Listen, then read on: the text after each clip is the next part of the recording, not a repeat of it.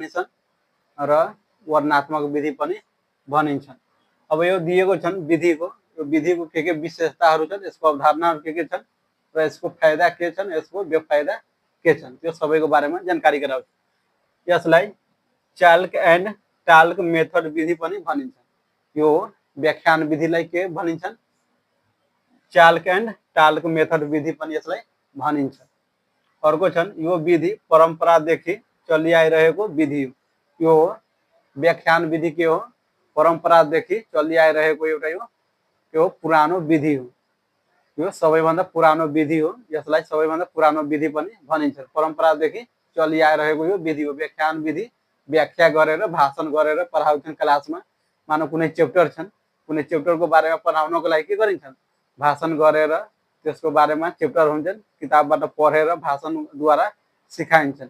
ठुलो ठुलो के हुन्छन्, क्लासहरू हुन्छन्, धेरै ठुलो समूह हुन्छन्, त्यो समूहको लागि यो के हुन्छ, उपयोगी हुन्छ, धेरै महत्त्वपूर्ण हुन्छ। त्यो ठुलो क्लासमा पढाउनको लागि यो धेरै उपयोगी मानिन्छ।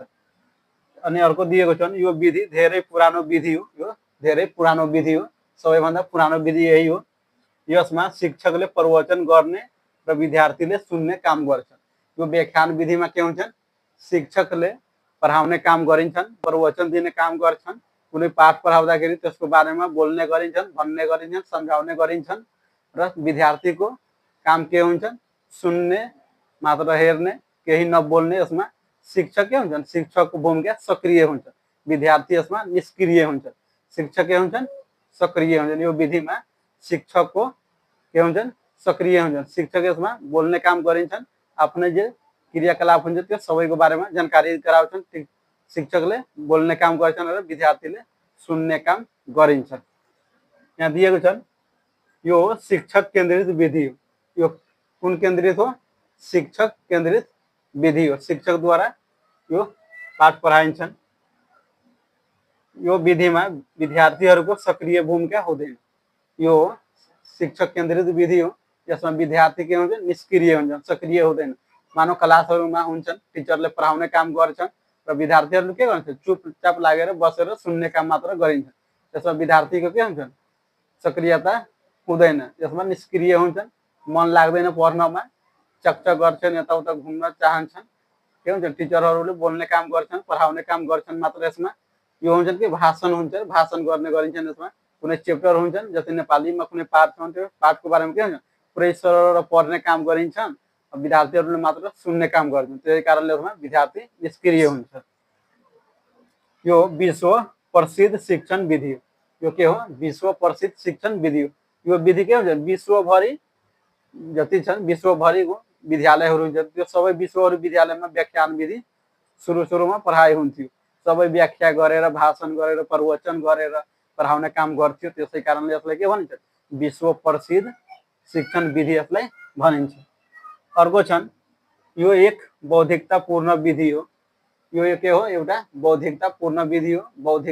बौद्धिकले दिमागले के गर्छन्, वर्णन गरेर, सोचेर, विचारेर काम कुनै बोल्नुभन्दा अघि सोच्नु पर्छन्। त्यसै कारणले यसलाई बौद्धिकतापूर्ण विधि पनि भनिन्छन्। यो घोकन्ते सिकाइमा जोड दिन्छ। यो के हो, शिक्षण विधिको एउटा व्याख्यान विधि हो। यो व्याख्यान विधि के हो, घोकन्ते सिकाइमा जोड दिन्छ। यसमा के गर्छन्, मानव कुनै च्याप्टरलाई पढिदिन्छन्, सरर पढेर भनिदिन्छ यो हुन्छ भनेर। त्यो कारणले भन्छ यो रटेर आऊ, यसलाई सम्झेर भन्दैन, मात्र रट्ने काम गरिन्छ, घोकन्ते काम गरिन्छ। यसमा हुन्छन् घोकन्ते कामले बढी महत्त्वपूर्ण हुन्छ, यसमा रट्ने काम गरिन्छन्। अर्को छन् यो विधिमा एकोहोरो सञ्चार हुन्छन्। यो व्याख्यान विधिमा के हुन्छन्, एकोहोरो सञ्चार हुन्छ, दोहोरो सञ्चार हुँदैन। यसमा टिचरले मात्र बोल्ने काम गर्छन्, टिचरको काम हुन्छ बोल्ने र विद्यार्थीको काम हुन्छ सुन्ने। यसमा टिचरले के हुन्छ, पढाउँदाखेरि, व्याख्या गर्दाखेरि बोल्ने मात्र काम गर्छन्, विद्यार्थीहरू बसेर मात्र सुन्ने काम गर्छन्।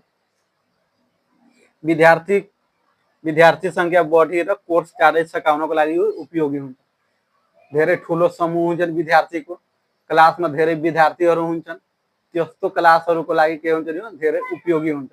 कुनै च्याप्टर सुधाउनु छन्, कुनै कोर्स सुधाउनु छन्, कुनै किताबहरू सुधाउनु छन्, त्यसको लागि यो धेरै उपयोगी हुन्छ। यसमा के हुन्छन्, सरर सबै पढिदिन्छन्।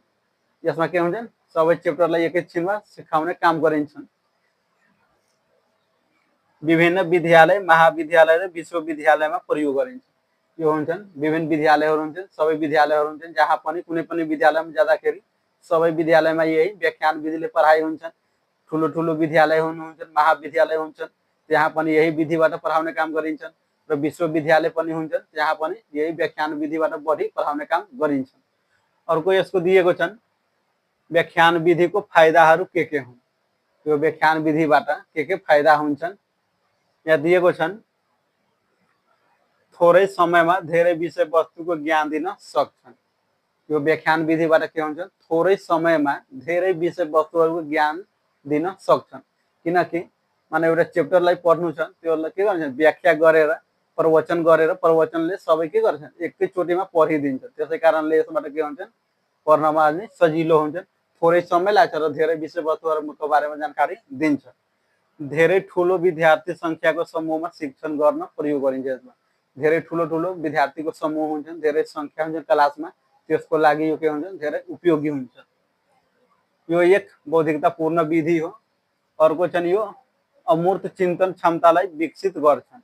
नजानेको कुराहरूको बारेमा यसबाट विकसित गर्छन्। माथिल्लो स्तरमा बढी उपयोगी मानिन्छन् यसलाई। यो विधिमा व्याख्यान विधिमा के हुन्छ, माथिल्लो कक्षाहरूको लागि धेरै महत्त्वपूर्ण मानिन्छन्। किनकि त्यहाँ बसेर विद्यार्थीहरू सुन्ने काम गर्छन्, यसमा व्याख्या गरिदिन्छन्, प्रवचन गरिदिन्छन् टिचरले, अनि प्रवचन गरेर सुनाएर मात्र चेप्टर पढेर गइहाल्छन्। त्यसै कारणले यसो के हुन्छ, माथिल्लो कक्षाको लागि धेरै उपयोगी हुन्छ। यो तल्लो कक्षाको विद्यार्थीहरू त बुझ्दैन, टिचरले के गर्छ, मात्र पढाइदिन्छन्, व्याख्या गरेर गइहाल्छन्। अनि यसको दिएको छन् अनि व्याख्यान विधिको अब फाइदाहरू के छन्। अब यो चेप्टरबाट यो व्याख्यान हो, व्याख्यान विधिमा फाइदा के थियो अनि यसको फाइदाहरू के हुन्छन्। सुनेको कुरा छिटो नै बिर्सन सक्छन्। मानव कुनै टिचरले व्याख्या गरेर कुनै चेप्टरको बारेमा पढाइदियो, क्लासमा बसेर सुनियो, केही देरपछि केही दिनपछि के हुन्छ, बिर्सिहाल्छन्। अब के हुन्छ, प्रवचन गरिदिन्छन्, कुनै चेप्टरको बारेमा पढाएर गइहाल्छन् टिचर। अब 1 घन्टा 2 घन्टा 1 दिन 2 दिनको भित्रमा फेरि के हुन्छ, त्यो बिर्सिहाल्छ। यो धेरै दिनको लागि टिकाउ हुँदैन। यसको यो बेफाइदा हो भइहाल्यो। अर्को छन् गरेर सिक्ने कुराको अवसर प्राप्त हुँदैन। यो व्याख्यान विधिबाट के हुन्छन्, व्याख्या गर्ने काम गरिन्छन्, भाषण गर्ने काम गरिन्छन्, यसबाट पढिदिन्छन्, गइहाल्छन्। अब यो पढेर जाँदाखेरि के हुन्छ, विद्यार्थीहरू त बसेको हुन्छन्, निष्क्रिय भएको हुन्छ। अब यसमा प्रयोगात्मक रूपमा कुनै कार्य गराएको हुँदैन। त्यसै कारणले के हुन्छ, विद्यार्थीहरू बिर्सिने काम बढी गर्छन्। यसमा विद्यार्थीको भूमिका हुँदैन। यसमा विद्यार्थीहरू बिर्सन सक्छन्, राम्रोसित त्यसमा बुझ्न सक्दैन। अनि यसमा के हुन्छन्, कुनै काम हुन्छन् गर्नको लागि, प्रयोगात्मक रूपमा सिक्नको लागि त यसमा त मौका हुँदैन। यसमा मात्र सुन्ने काम गरेको हुन्छन्। अर्को छन् तल्लो स्तरको कक्षामा उपयोगी हुँदैन। यो जुन प्रावि निमावि प्राविको विद्यार्थीहरू हुन्छन्, 1 देखि 2 5 सम्मको विद्यार्थीहरूको लागि यो उपयोगी हुँदैन।